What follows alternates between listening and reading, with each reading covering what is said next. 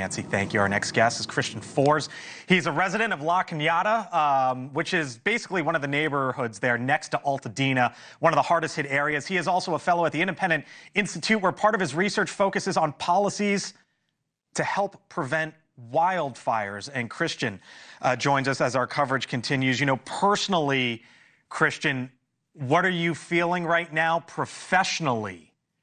What are you watching right now? You know, it's quite frustrating. I mean, you know, as a policy researcher, you do so much research on the problems of California, but then it's a different situation when these problems actually come home and impact you. So it's almost like theory meets reality.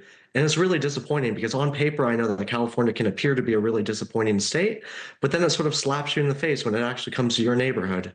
So you do this for a living. You study this for a living, and I hear you say it's disappointing. What about what we're watching? Obviously, there is a ton that is disappointing, but you're an expert in this, and the fires are down the road from your home. What's the disappointing part as you see it? Obviously, we don't know the exact cause of this fire yet, but one thing I can say concretely is the night after the night of the Altadena fire, after the fire had already began, our house still had electricity.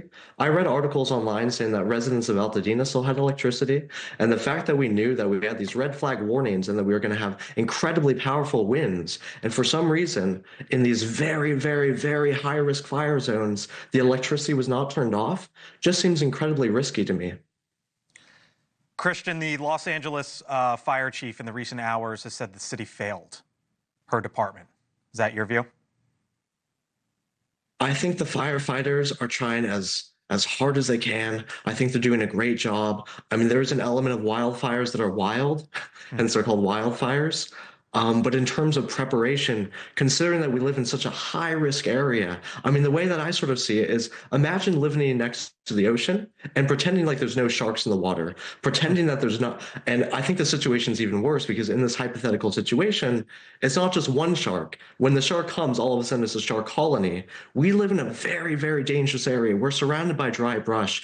This should be a top priority for our public decision makers. Kristian Fors, we got to leave it there. I hope your home down the road there in Altadena ends up safe and fine. We wish you all the best. Thanks for being with us here tonight. Appreciate it.